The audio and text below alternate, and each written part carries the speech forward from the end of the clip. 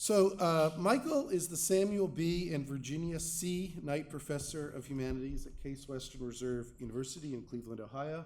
I don't know why the middle initials are included in your title, but are there other Knights that might be confused with those donors? He has a PhD from Johns Hopkins.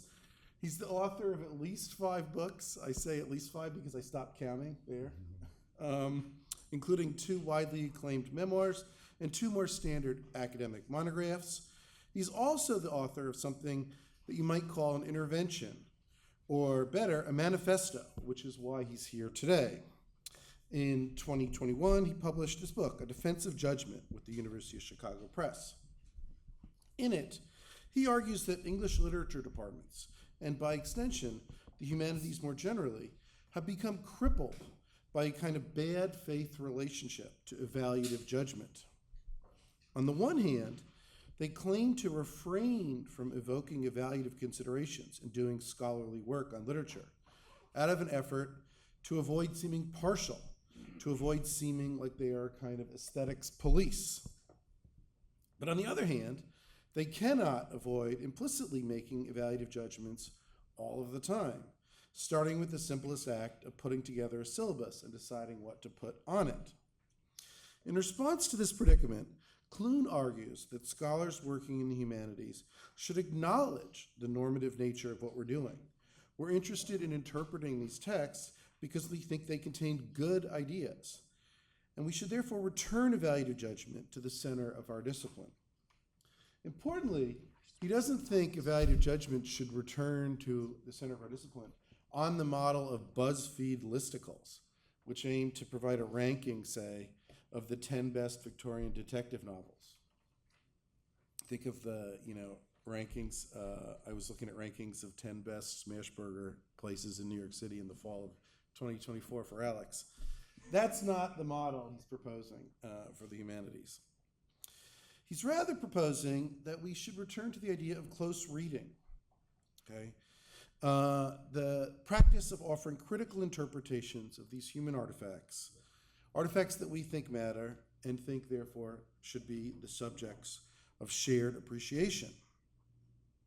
Importantly, in defending the legitimacy of the role of evaluative judgment in the humanities, Clune does not fall prey to the all too common mistake of thinking that it can only be justified if our evaluative judgments are vindicated by some sort of external standard drawn from outside the activity of making these judgments in the first place. He rightly rejects this kind of demand for a sideways-on view. Instead, he makes a move similar to the move Marcus made yesterday in response to questions about the legitimacy of our own ethical judgments about infanticide. Clune falls back on our own, importantly his own, first-order evaluative judgments about literature, and says in a kind of Morean spirit, here are some things I have good reason to believe about these texts. Tell me what you think is partial about my specific readings of these specific texts. His claims have no more justification than he can give in doing that activity. He returns us, in other words, to the actual practice of close reading and critical interpretation. And I think he's right to do that. That said, Michael, welcome.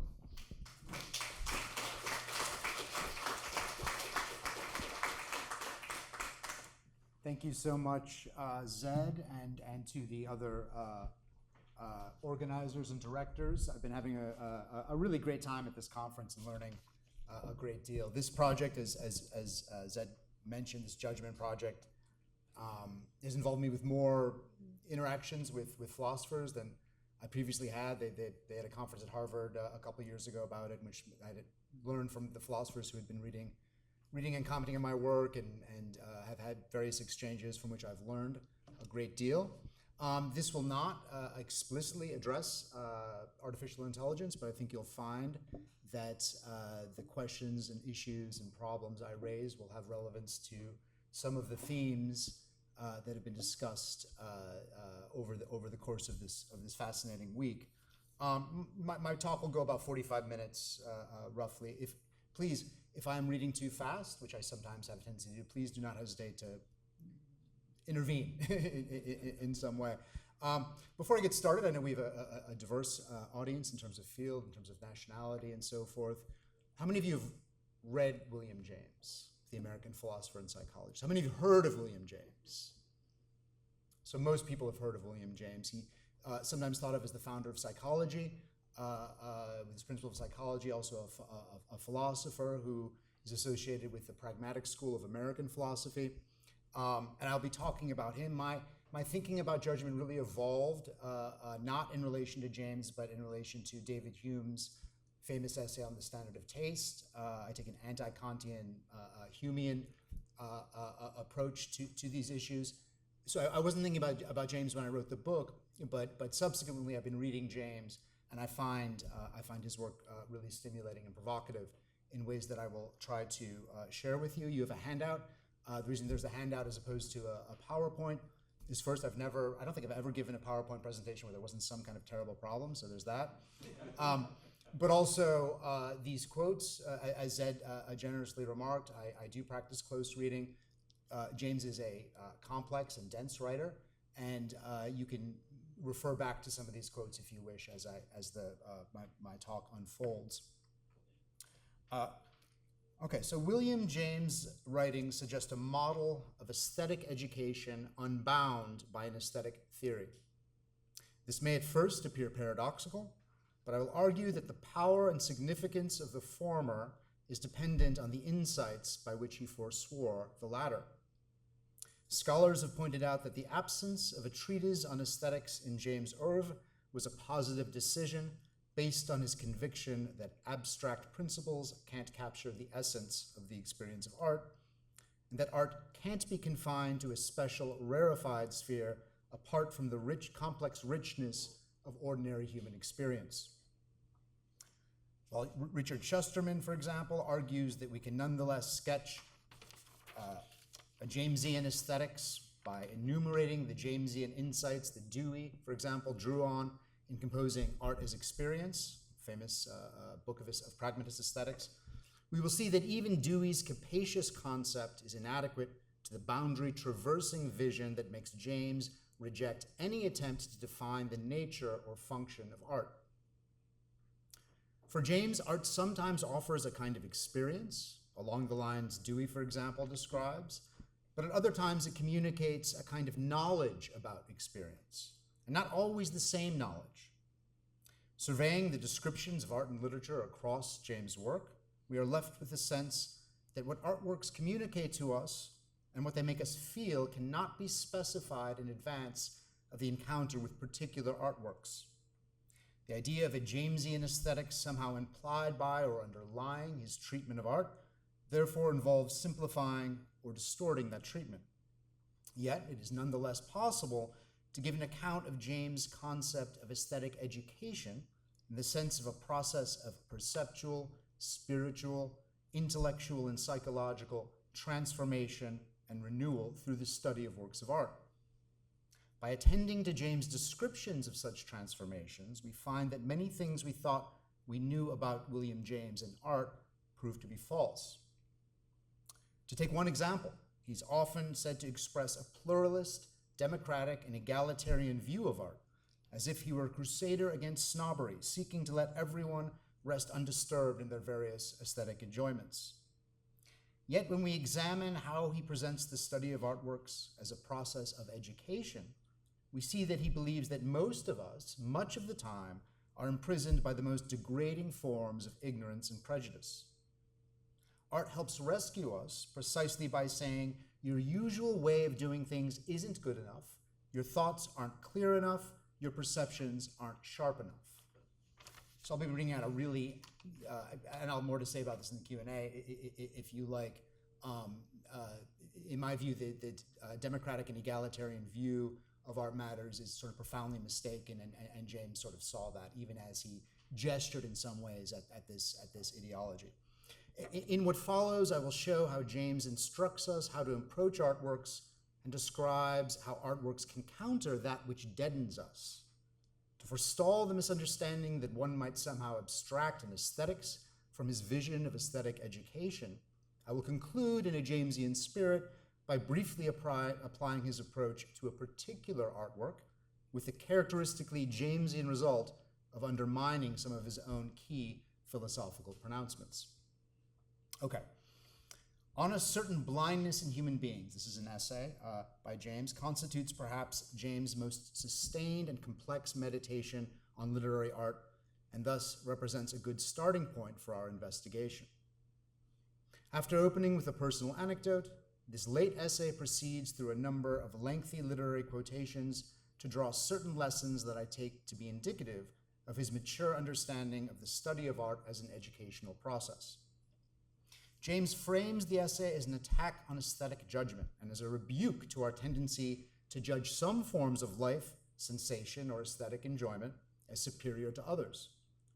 James forbids us to be forward in pronouncing on the meaninglessness of forms of existence other than our own, and asks us to tolerate, respect, and indulge those whom we see harmlessly interested and happy in their own ways, however unintelligible these may be to us.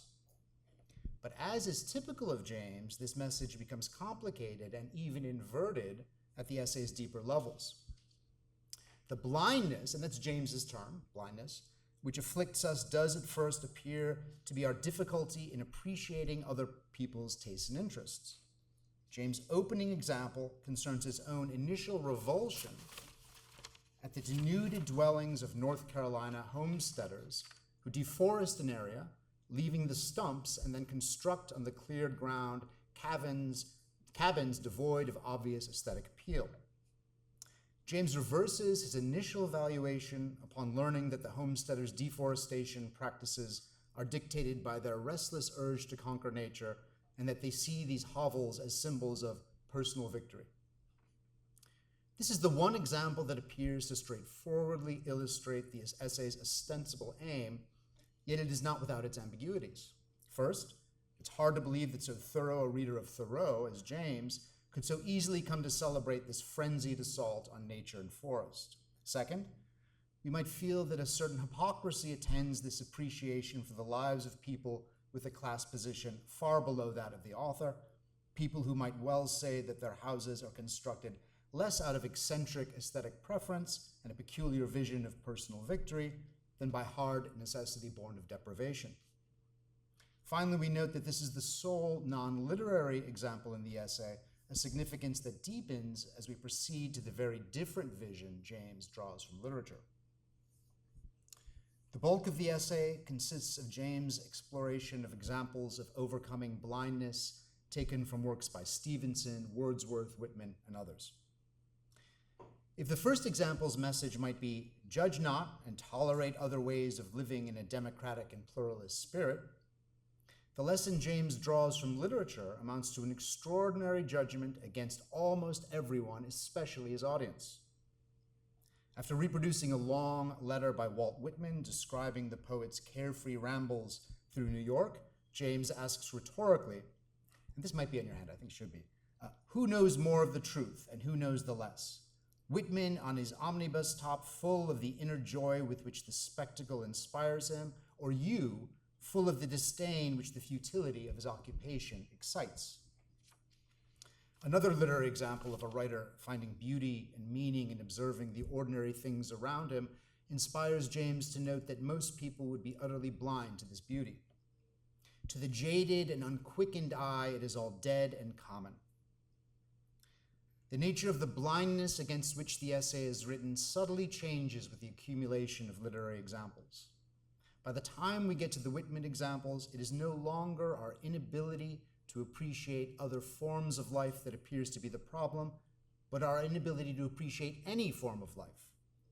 The occasion and the experience then are nothing. It all depends on the capacity of the soul to be grasped, to have its life currents absorbed by what is given. In other words, it's not a question of coming to appreciate the particular beauties of deforestation. It is rather that any object can be a source of beauty, insight, and significance if we are properly attuned to our surroundings.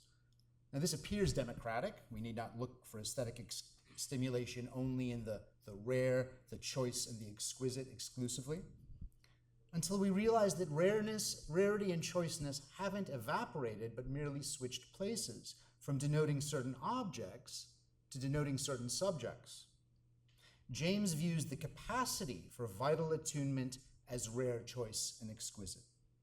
Perhaps this capacity is even rarer, even more out of reach than expensive art objects. Unlike a painting, the ability to become vitally absorbed in the given cannot be purchased.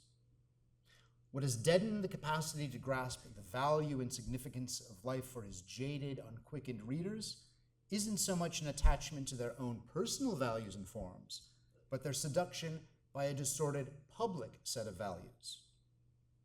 James expresses this in a formula that recalls Thoreau at his most contemptuous of his neighbors.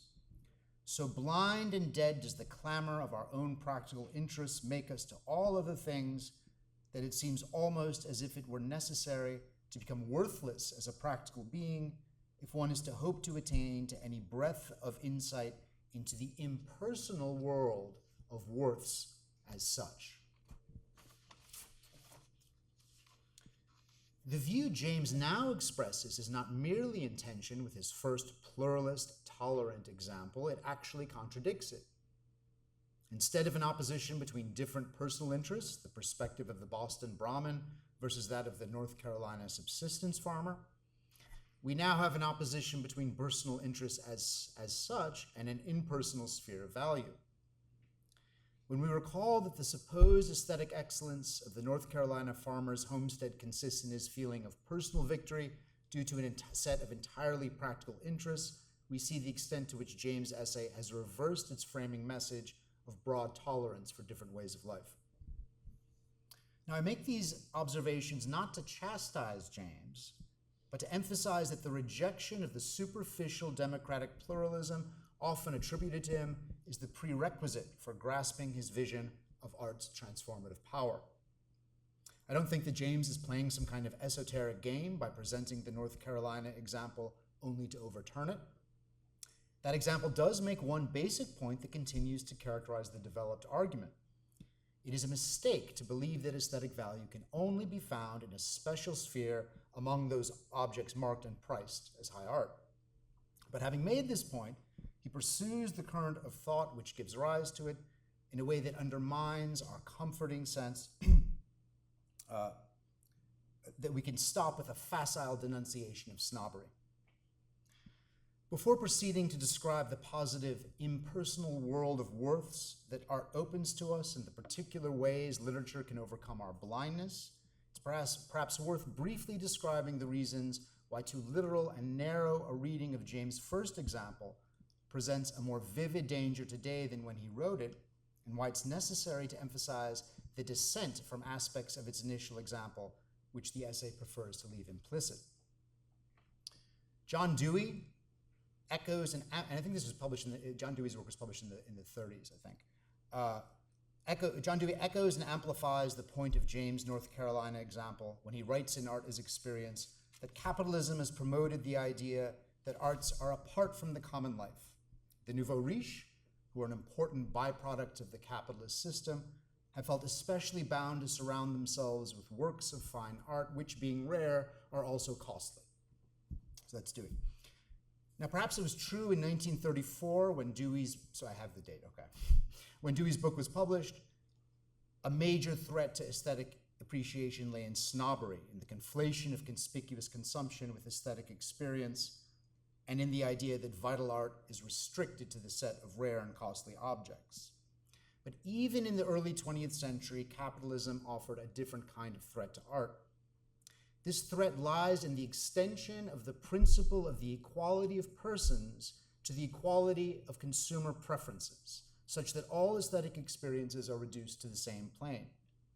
In the 21st century, this threat has far outpaced the by now quaint retention on the part of some sections of the upper classes of a cultural capital equated with a canon of great works.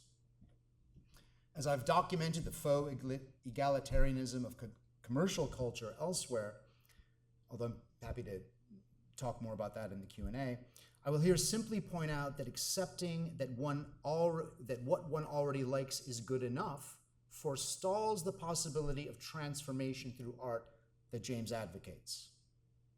This is why, in addition to retaining his denunciation of snobbery, we need to be specially attuned to a register of James's essay, which which the triumph of commercial culture has made hard to hear.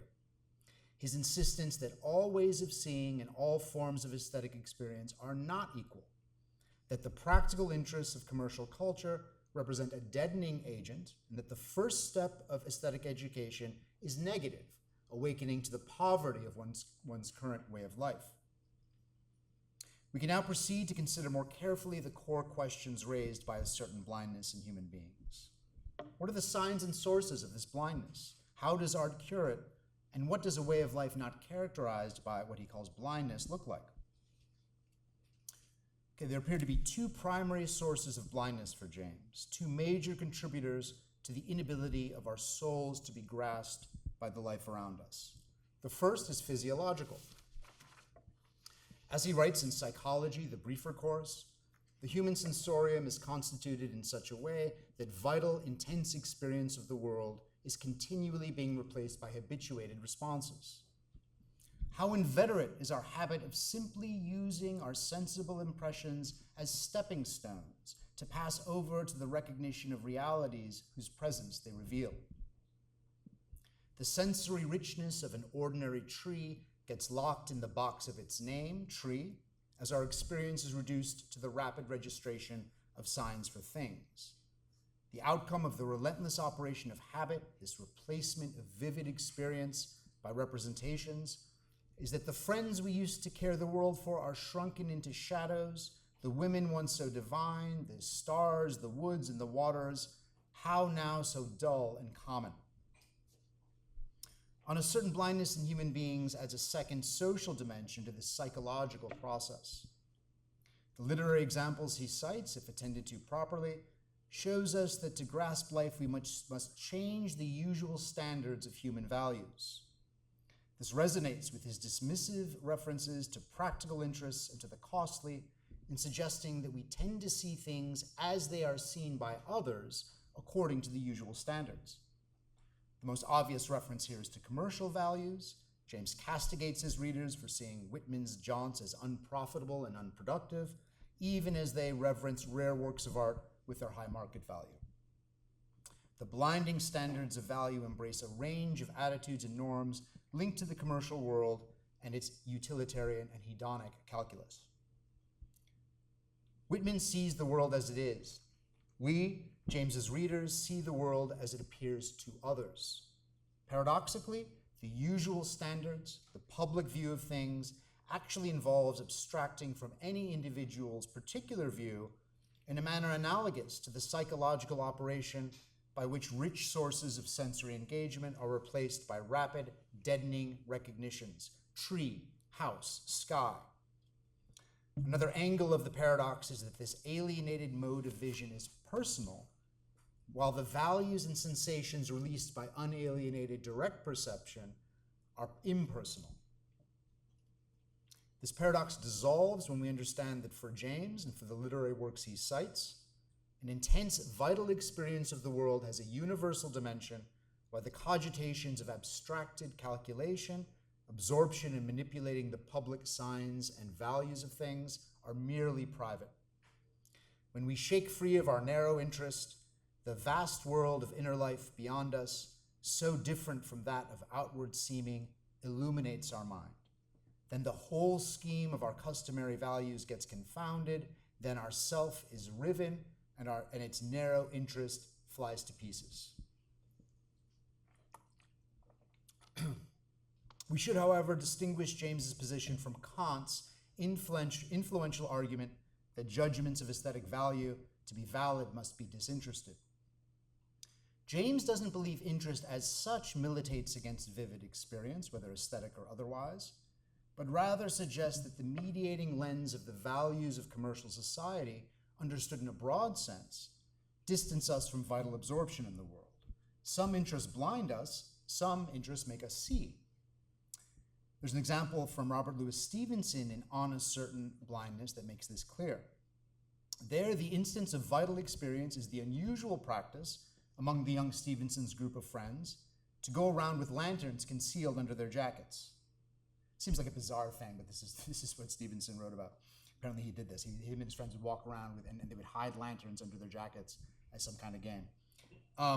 Stevenson's feelings about these lanterns are an example of an interest that is thoroughly social, bound up with the thoughts of distinction, yet this interest remains invisible to observers who only register objects of public value, objects whose value depends on a recognized position in commercial culture. Such an observer, blind to the vivacity of the boy's experience, reproduces, this is a great line, the haunting and truly spectral unreality of realistic books, while true realism means to find out where joy resides for each individual. It is not that the observer is prevented by his or her own special interest from appreciating the boy's form of life. It is that the observer's perception is fitted with filters of general, public, and anonymous value that block out awareness of vital interests such as those of the boys. If our blindness is caused by some combination of our organic tendency to economize perception and our cultural tendency to view the things around us through the abstractions and calculations of commercial culture, then how does literature and art counter this blindness? Here is how James states the problem.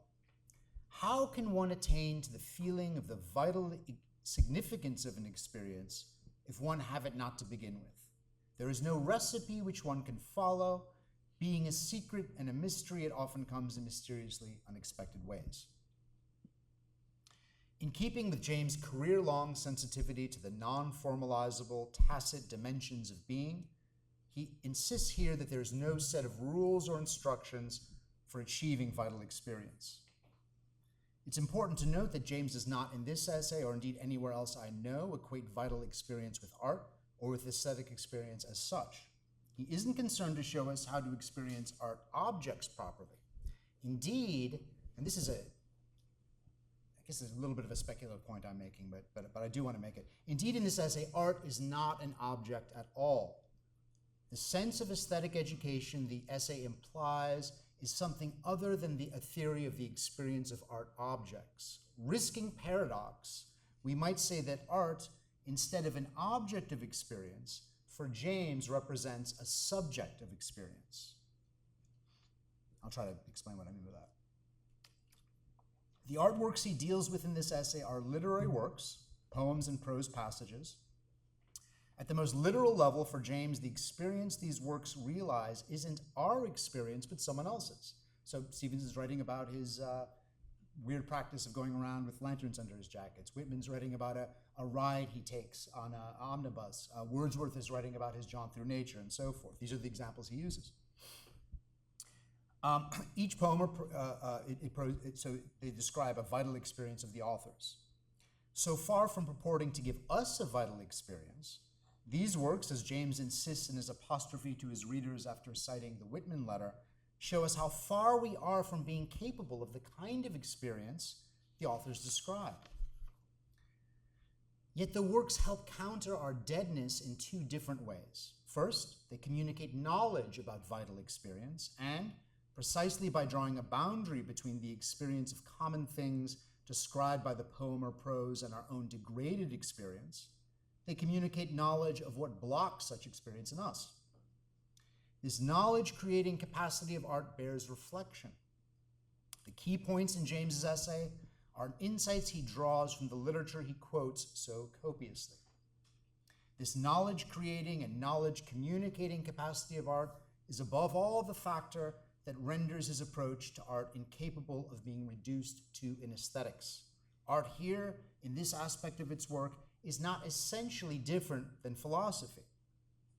A surprisingly large portion of James's philosophical essay is, in fact, simply the selection and reproduction of literary passages.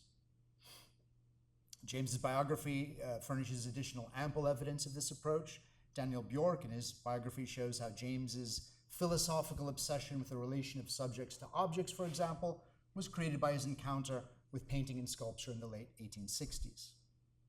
Those works gave him the terms of this central philosophical problem, subject-object relation.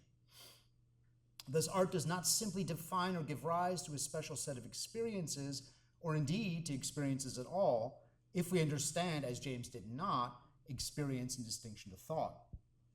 Art can be a means of insight into problems of all kinds. In addition to creating knowledge, the artworks in A Certain Blindness serve James as examples. As a means of showing us how to do something, the example is the opposite of a recipe, what he calls a recipe. A recipe is a step-by-step, formalized set of instructions for bringing about a certain result. An example is a special kind of perceptual object. When we attend to an example, we are attempting to attend to the invisible dimension that what is visible in the example suggests. The object, in other words, opens into a subjectivity that we desire to inhabit. So the simple example, if I don't know how to play basketball, for example, I might watch an experienced player. I won't have in mind the slavish imitation of this basketball player's actions. Rather, my attention will be animated by the effort to see the ball's dynamic relation to the basket and the court as he sees it. I will try to understand what he's trying to do, to see the point of the game, its direction, its dynamic movements, and its tendencies. Seen in this way, the example doesn't present an object which I experience according to my subjective capacities. It represents a matrix whereby I can come to acquire new subjective capacities. Poems by Whitman or Wordsworth, prose by Stevens or Jeffries, serve James not as a special kind of object in the world, an art object, but as a way of seeing objects in the world, a structure of subjectivity, or what I'm calling a structure of subjectivity made portable through the artistry of the author. James's commentary is largely restricted to correcting our tendency to minimize the differences and resistances these portable subjective structures present to our existing capacities. We need to see the works clearly in order to begin to see through them.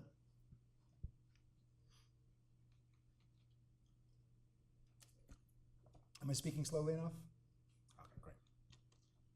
Artworks teach us things we don't know. They help us to see in a way we can't currently see.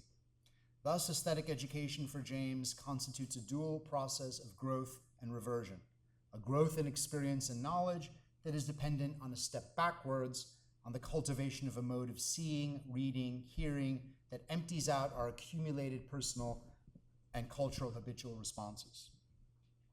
Now, it might be possible to take the outline of an aesthetic education as presented in On a Certain Blindness and abstract from it in aesthetics, a theory of what art is and what it does. Yet if by aesthetics we mean a set of propositions about the nature and function of art, propositions that would enable us, for example, to clearly and consistently distinguish art from non-art, or aesthetic experience from non-aesthetic experience, I think that James' vision of aesthetic education doesn't yield easily to such abstraction. Rather, his vision of how to approach artworks as exemplified in his essay's use of literary examples provides us with a key that will open many doors. I will shortly attempt to demonstrate this with reference to a particular artwork, but first I'd like to turn to a different essay of James to further refine our sense of how we might best approach artworks. We've seen how, in his commentary on various literary works, James is concerned to help us see how different the works are from what we might expect, how alien the values and forms of experience in Whitman or Wordsworth are compared with our standard values and forms. Close reading, in the sense that it has been developed in literary studies over the past century, hardly existed as a practice in James' time, nor does he exemplify it in his often brief commentary on literature. Yet the core spiritual and perceptual principles of that practice, try not to project your own views or experiences onto the work, try to see what the work is doing as clearly as possible. These values, I would argue, animate James's commentary. James offers us compelling examples of what it means to observe carefully and closely in his own descriptions of what experience is really like, as opposed to how we tend to view experience. And I'll be talking about an aspect of James's work that is, unlike the blindness essay, is central to his philosophical influence. The close reading of ordinary experience he performs in his empirical practice might furnish us with another, more extended example of the kind of vision he asks us to cultivate with respect to literary works. In the late essay, A World of Pure Experience, in which James defines his method of radical empiricism, he asks us to take experiences at their face value.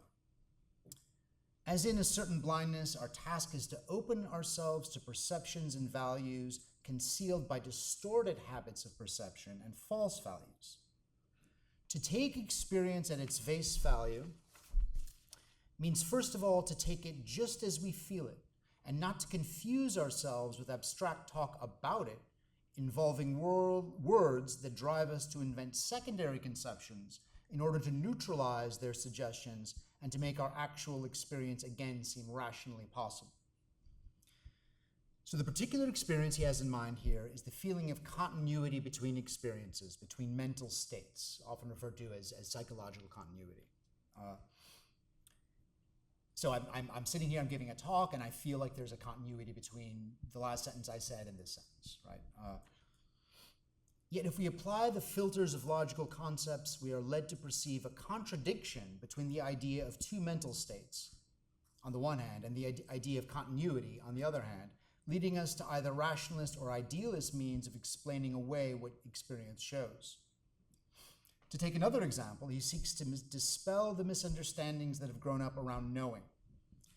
Taking experience at its face value leads James to the counterintuitive position that knowing is actually a kind of making, that knowledge should be understood as a direction given to action, a direction that can either be challenged or not as action develops. To know something, then, is to be guided along a certain pathway without meeting a check. His example is that one knows a certain building if one is able to go into that building to perform various operations with respect to it, and that one doesn't know the building if one can't find it, can't work with it, etc. He additionally notes that much of the time we don't actually bring our knowledge to a final test, but to speak in terms of his example, we think about, make plans about a certain building without needing to take the trouble to travel there and verify its existence. This generates the following arresting and strange description of what it's like to live.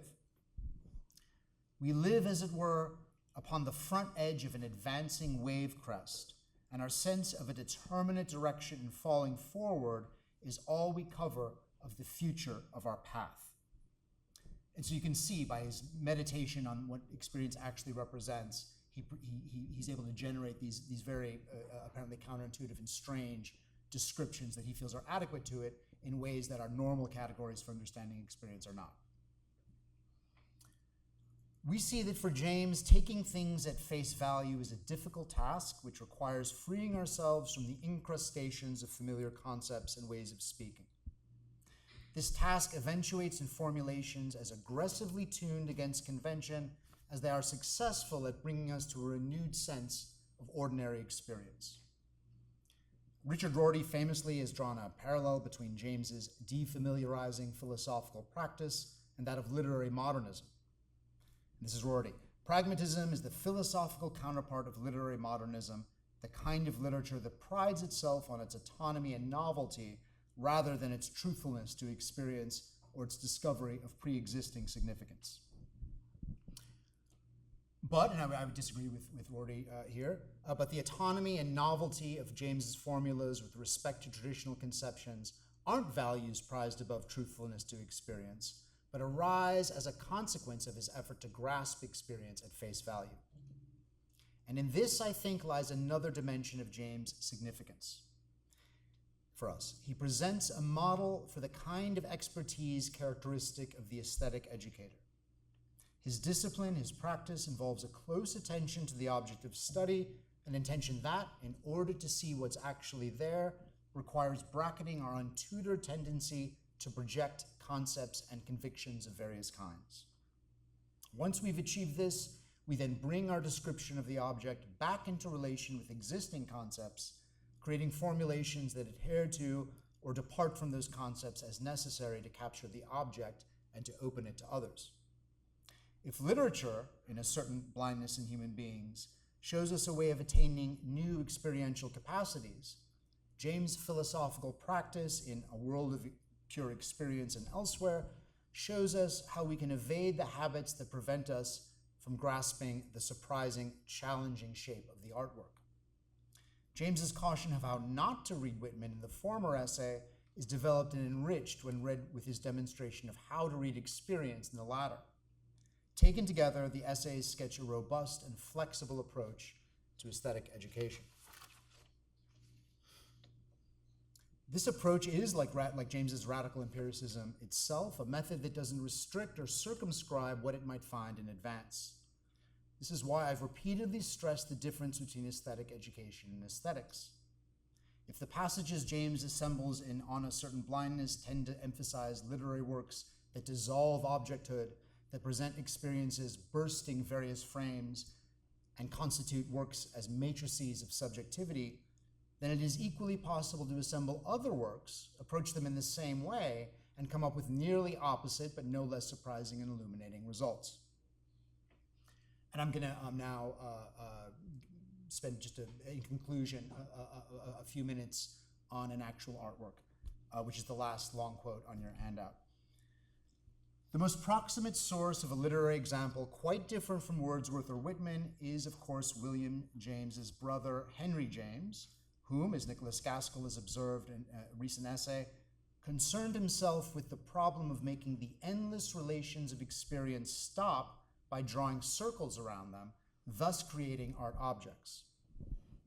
I propose to apply briefly the approach to artwork sketched by William James in the essays I've explored to a passage taken from Henry James to demonstrate both what this model looks like in practice and to demonstrate the futility of confining the ideas and experiences opened by art to a delimited sphere of aesthetic experiences or ideas.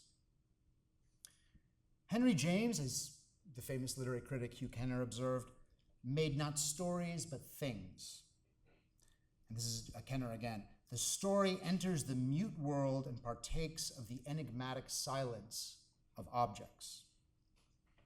So I'm talking about the Golden Bowl. Has anyone read the Golden Bowl by Henry James? A few of you. It's one of his famous late works in which there's nothing really like it in literature before or after. It's extraordinarily complex. To some of us, masterpieces of the novel that have yet to be surpassed. To others, totally tiresome and insane and infuriating. I'm not going to try to convince you one way or the other. But I'm taking a passage from the beginning. The passage you have is the beginning of the second volume of his late novel, The Golden Bowl. 1904, I think, something around there.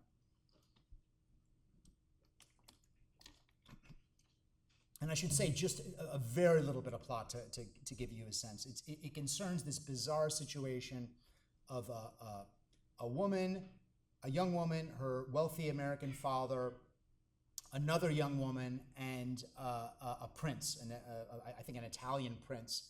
And the wealthy American's daughter marries the prince. She arranges a marriage between her friend and her father, and they're all living together in this strange, intense kind of situation. And she begins, and it actually turns out that the father's wife, new wife, is actually forming an affair with the young woman's prince husband. And she's and this passage describes her, she's gradually coming to an awareness that things are not quite right in her family arrangement. The situation had been occupying for months and months the very center of the garden of her life, but it had reared itself there like some strange, tall tower of ivory, or perhaps some wonderful, beautiful, outlandish pagoda, a structure plated with hard, bright porcelain, colored and figured and adorned at the overhanging eaves with silver bells that tinkled ever so charmingly when stirred by chance airs. She had walked round and round it. That is what she had felt. She had carried on her existence in this space left her for circulation, a space that seemed sometimes ample and sometimes narrow. Looking up all the while at the fair structure that spread itself so amply and rose so high, but never quite making out as yet where she might have entered had she wished. She hadn't wished till now. Such was the odd case, and what was doubtless equally odd besides was that though her raised eyes seemed to distinguish places that must serve from within as especially far aloft as apertures and outlooks, no door appeared to give access from her convenient garden level. The great decorated surface had remained consistently impenetrable and inscrutable. This passage presents an unusual case of reification, a relation relation between all these family members, that appears as an object.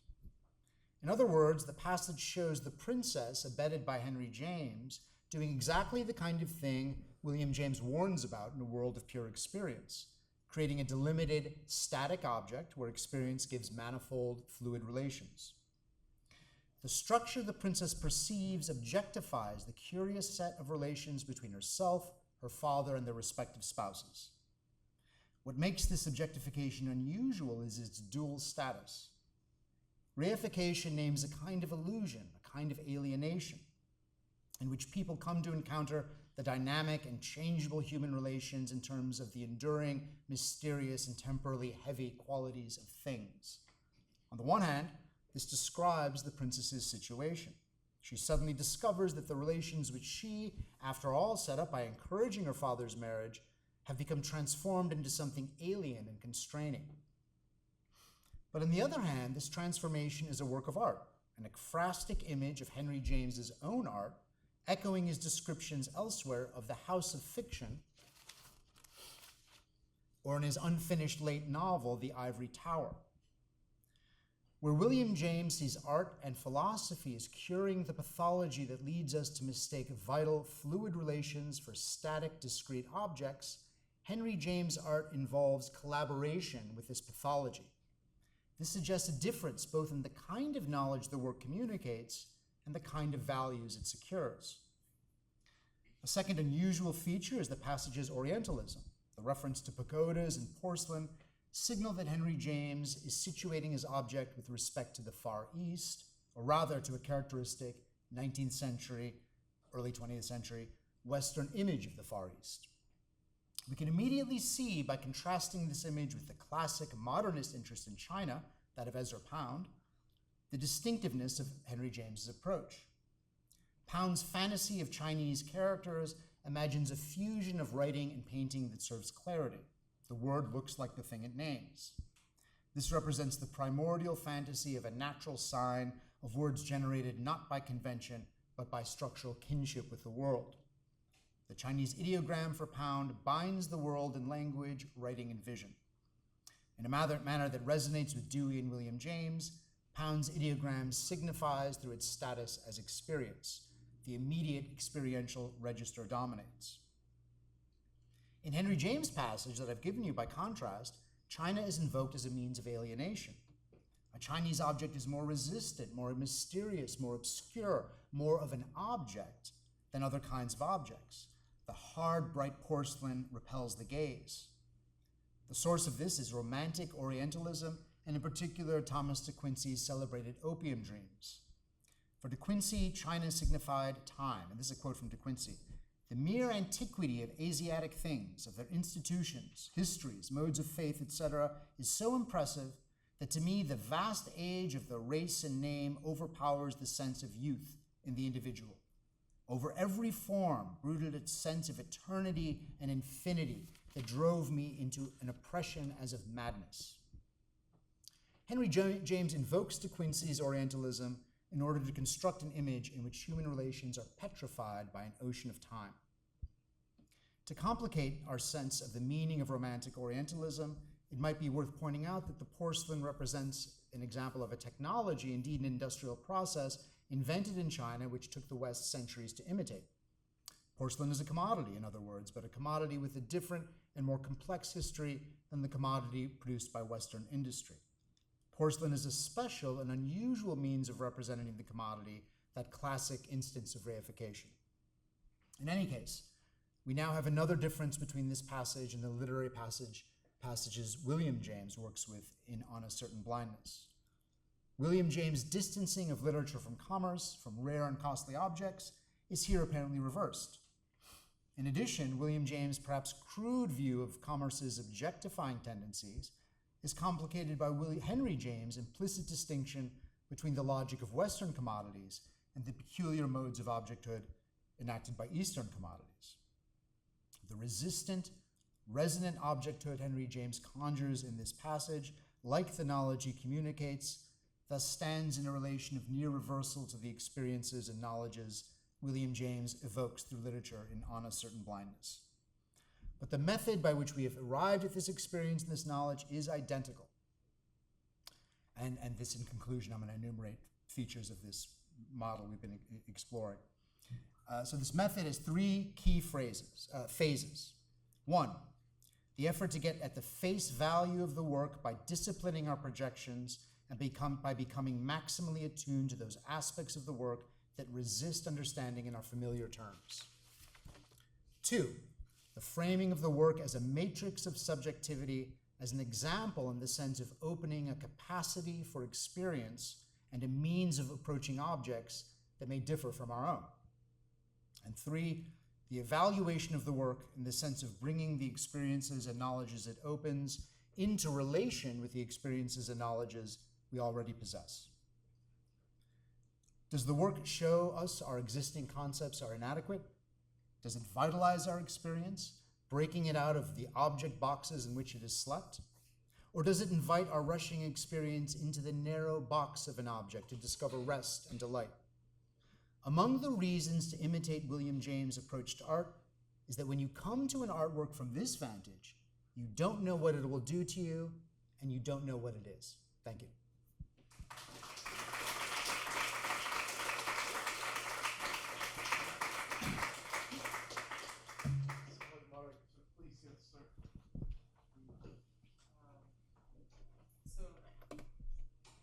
In my own work, I work on Dewey's literature particularly, and I'm interested in Dewey's approach to art not just as a medium that deals with objects only, or capitalized medium, but rather art goes beyond that and it goes to every independent individual's experience. And I read Dewey's work as a de-intellectualization of art, in a sense. And James's work, as you were describing, strikes me as a similar account, but it doesn't try to de-intellectualize art. Actually, it intellectualizes it more. But I'm actually interested to know how William James's account, actually doesn't run into the problem of explosion, what they basically making everything art and art about everything. So any interpretation of art becoming a valid interpretation, and any object in the world becoming an art object. Just want to know if ultimately it's what is important in the aesthetic experience is one's relationship with that object, and whether or not they just stay in the level of experience or they go back to thinking about it more, reflecting on it. Ultimately, we are dealing with one individual, one person. How would that interaction with art not run into the problem of explosion? Of explosion? Well, so in the field of aesthetics, they sometimes call this explosion, making everything art, and art, any interpretation of art being valid, basically. That's what I'm referring to as explosion. Yeah, great question. Okay, thank you. So for the first question, the problem that people in aesthetics worry about, which is how do we discriminate art from what's not art, William James could care less about. He's completely not interested in that. For him, and this is sort of an anti-Kantian kind of perspective, there is no capacity, there's no special aesthetic sensibility or capacity, right? Rather, for him, as a philosopher, why Wordsworth is important, why he's interesting, is not because it's like a great literary work, but rather because it gives access to a kind of experience that he finds illuminating, or a kind of knowledge about an experience that he can learn from, right? So he's actually not interested in patrolling the boundary between art and not art. The next question is a deeper and it's a great question. It's a deeper question, which is why couldn't anyone's evaluation of art be valid?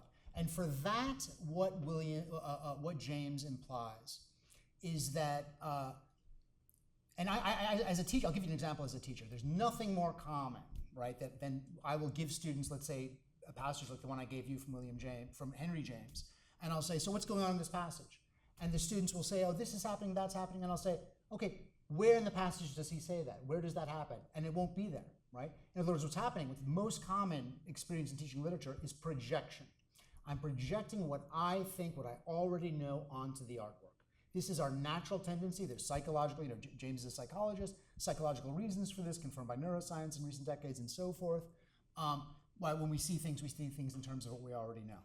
So the challenge, and that would not be valid. Those kinds of interpretations would not be valid. The criteria would be they simply are failing to see what's there and what can be demonstrated to be there by close attention to the artifact, right? So I sometimes describe this using a phrase from John Keats, the poet, as a kind of negative capability, as a sense that we suspend our projections and our preconceptions in order to see what the artwork is actually doing and to engage with it, to take it as an example in the way that William James suggests and so forth.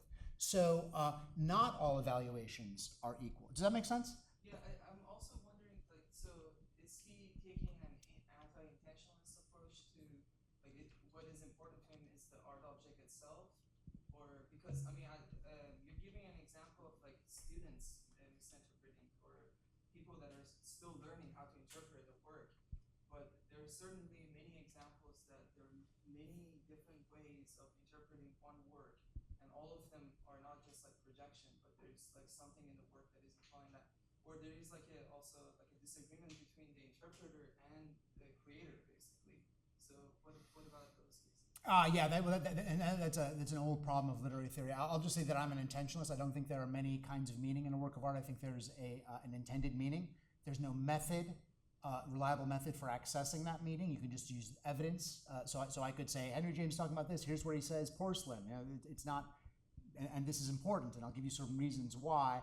And the idea is that the author doesn't always have the best account of his or her own intention, right? So it is oriented to I'm an intentionalist, so I think it is, interpretation is always oriented towards intention, and a corollary of that, there's no ironclad way of getting at someone's intention, right? I can't ever say this is, I can only look at the work and present evidence drawn from the work and elsewhere to try to establish my case for why I think this is what the author intended. Does that make sense?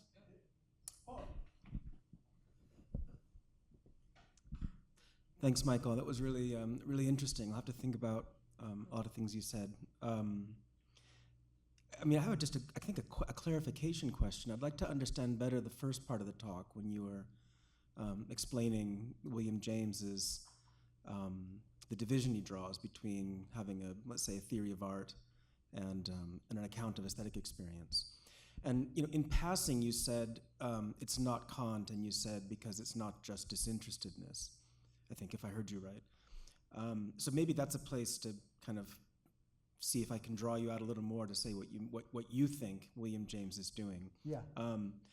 I can ask it two ways. The first is to say, for Kant, the point's not just disinterestedness, as you know, it's disinterested pleasure. And the mystery is how those two go together for Kant. And so one way of asking the question would be to say, is there in interest in the passage that you have on the handout, for example, in William James on your reading, a sense that what we have to do is to become, when he says worthless as a practical being, as it were, pleasure-free as well, interest-free, okay, but also pleasure-free? That's one question. Then the other is, Kant also doesn't really care about art. Yes. For him, the paradigm's nature. So, that's a question really about what you think William James is doing by bracketing the question, let's say, of fine art. And, just on your view, how is that different from the way Kant also does? Yeah. Just to give me, at least, a selfish question. Yeah, totally. A sense of where you put James on the map here. Yeah, that's great. There's a lot of similarities between Kant and William James, but there's some important distinctions. Kant's idea is that the beautiful is that which pleases without a concept, right? That's not William James's view. Aesthetic experience, artistic experience, very often does involve it's like philosophy. It's not essentially different from philosophy, right? So the idea that there's a certain aesthetic capacity, that is something. I think that's a strong distinction between what Kant is doing and what William James is doing, at least as I understand it. In terms of pleasure, and pleasure is actually a fascinating question in Kant. Henry Allison, do you know this?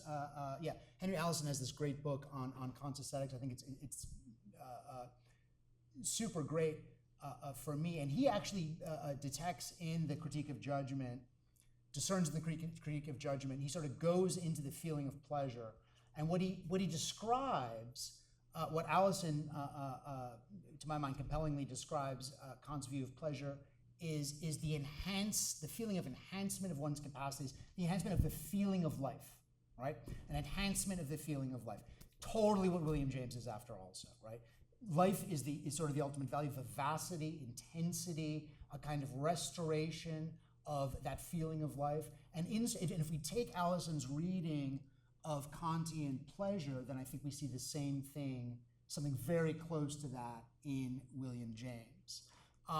So again, where I would distinguish James from Kant would really be on Kant's idea that the conceptual doesn't play an important role in the aesthetic. I think William James disagrees with that.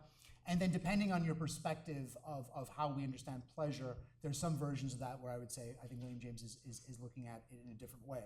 He doesn't really use the word pleasure. James doesn't use the word pleasure a great deal.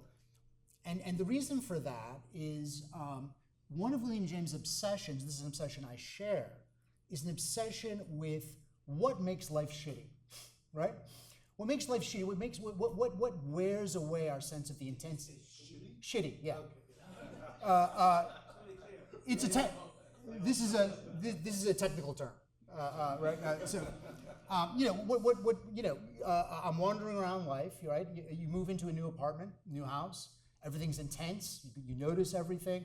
You've been there a few weeks, and you don't see anything. Literally, almost nothing. It's all just sort of recognition and patterns. For James, who's obsessed with habit, that is like a serious existential spiritual problem.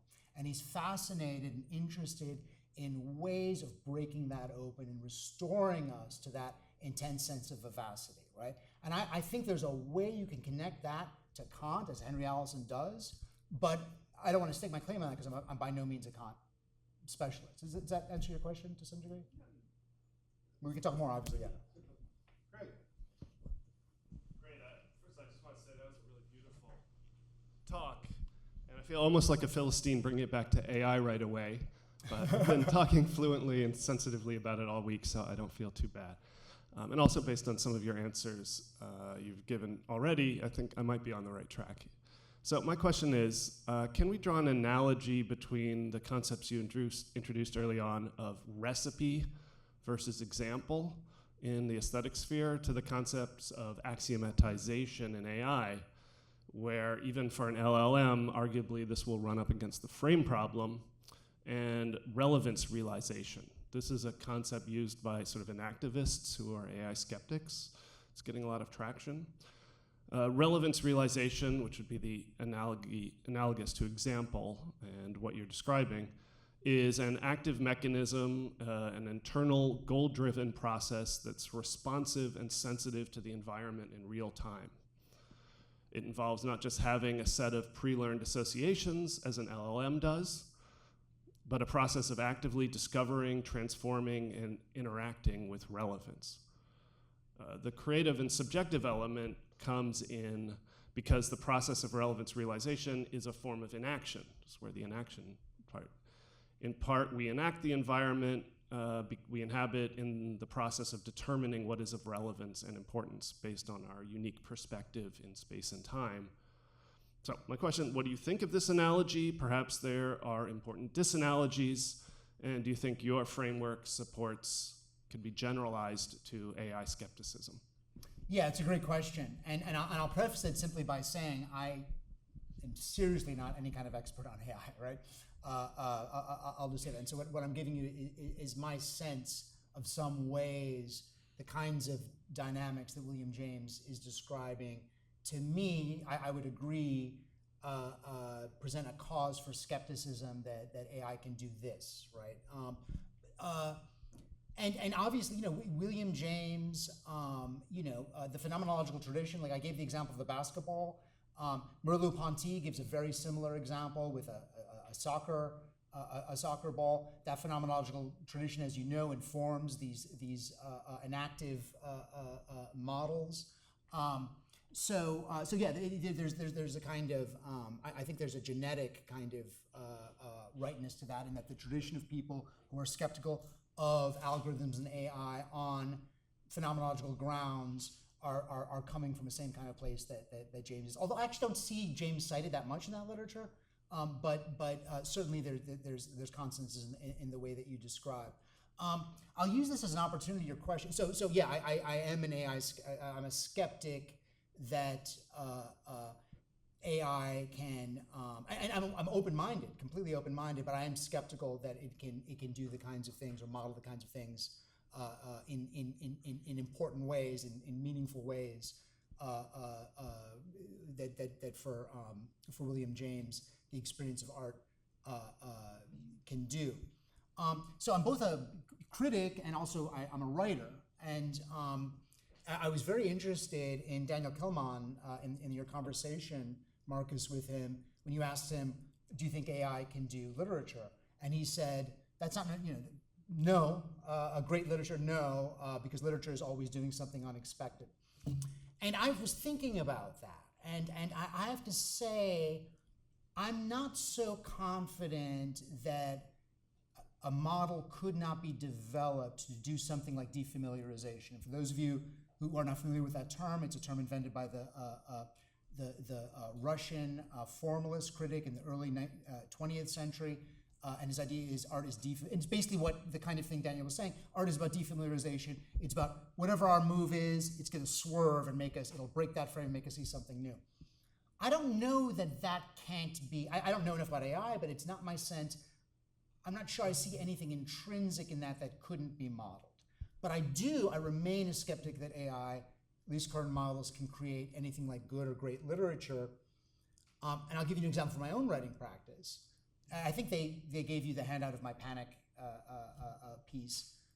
For me, what writing often does, and this is a Jamesian kind of argument, the writer is attuned in experience to dimensions of experience that have not yet been given form and language, right? So in other words, the human writer has access to a kind of material that a machine just can't have access to. Machines, as I understand it, have access to everything, maybe, let's argue, everything that's ever been said about experience, right? That can do some things, that can do a lot of things, right?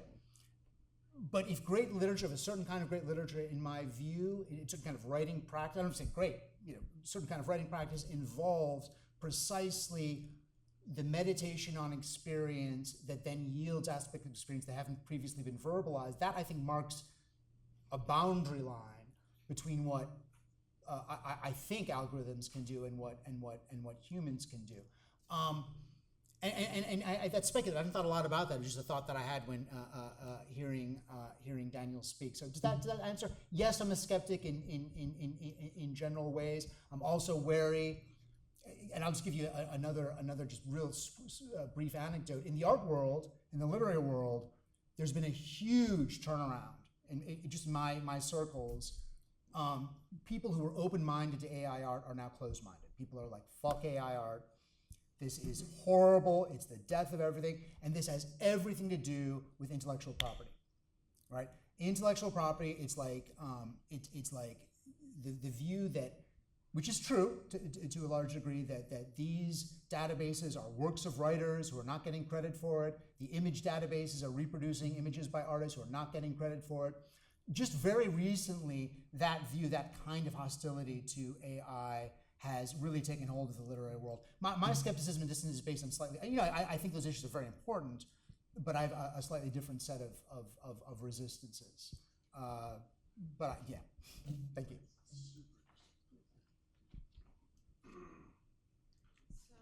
So my question is concerned how technologies change the way we talk about art and literature. So can you maybe tell us what do you think about these forums or apps where we engage in literary criticism or also like book talk? Do you think that this is also a place where a real investigation of literature is possible? Because, or are they not engaging in any form of close reading and looking at only the wrong kind of artworks? What do you think about it? Or is Yeah. it only possible in universities for a few people to get to know the real kind of artworks? Yeah, it's a very good question. I should say I've never been on social media of any kind. And then furthermore, I'll also say never once in my life has someone told me, you should really be on social media, it's great.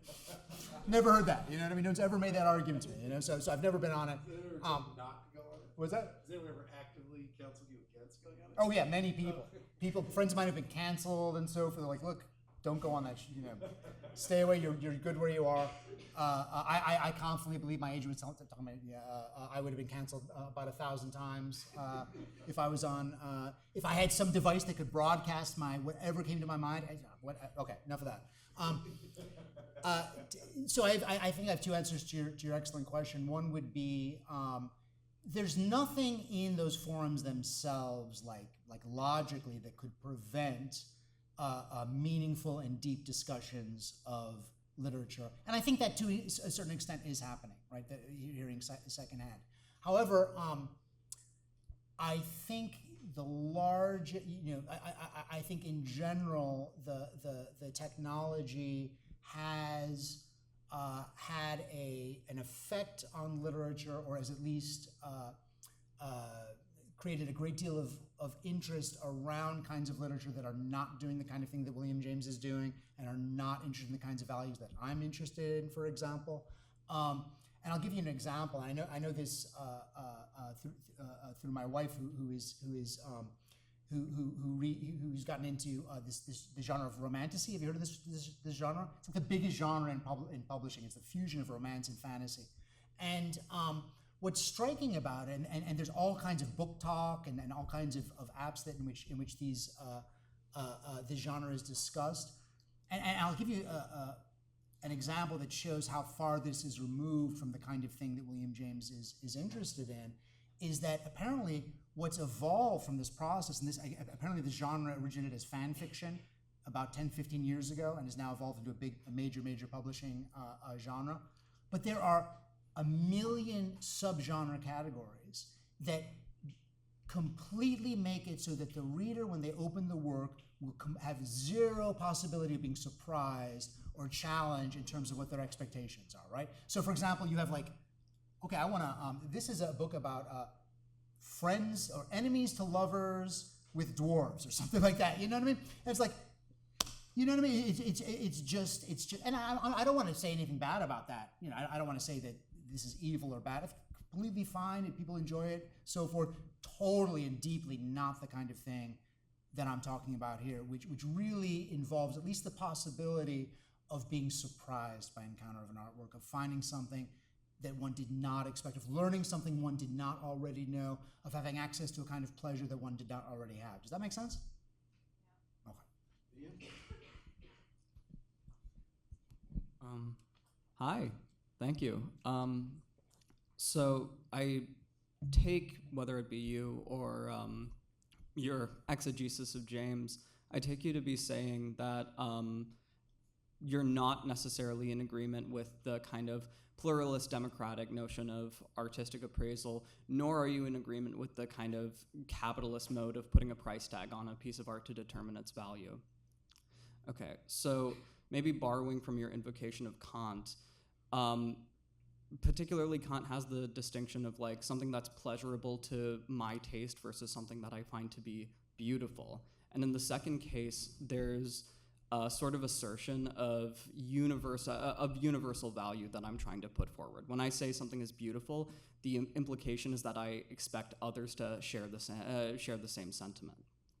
So I guess there seems to be, within aesthetic experience, this desire to universalize what I feel about a piece of art in some capacity. So my curiosity then is, what exactly are we supposed to do with this impulse under the current thesis that you're operating under? And what exactly does that spell as the future for artistic education as a project? It's a great question, thank you. So the reason that in my judgment book, to which Zed graciously referred, and to which this work kind of comes out of those interests, Kant is not the main person I'm thinking about. It's actually the person who, in most accounts of aesthetics, came before Kant and was kind of superseded by Kant. That's David Hume, right? So for David Hume, he says, what is the standard of taste? In other words, what is, how do we form judgments? And this is going to be related to what you were saying yesterday about expertise. And what Hume says is the standard for judgment is basically the consensus of those best educated in the art, right? But here's the thing, and this is and this allows for education in a way that Kant doesn't, obviously, partly because, as Paul had said, Kant is actually, except in certain parts of the critique, not really concerned with art, he's concerned with nature and so forth. He's concerned with a universal capacity that we all have. Hume is concerned with the idea that, so if I start to learn about music, for example, right? And I ask, and I sort of say, what are some good examples of music to know? I'm not going to be positioned to judge that. I'm not going to be positioned to know what that is. I'm going to need someone to teach me, someone who's knowledgeable about that. So then the question becomes, how do I, as a student, reader, listener, audience member, and so forth, how can I test the aesthetic expert's judgment?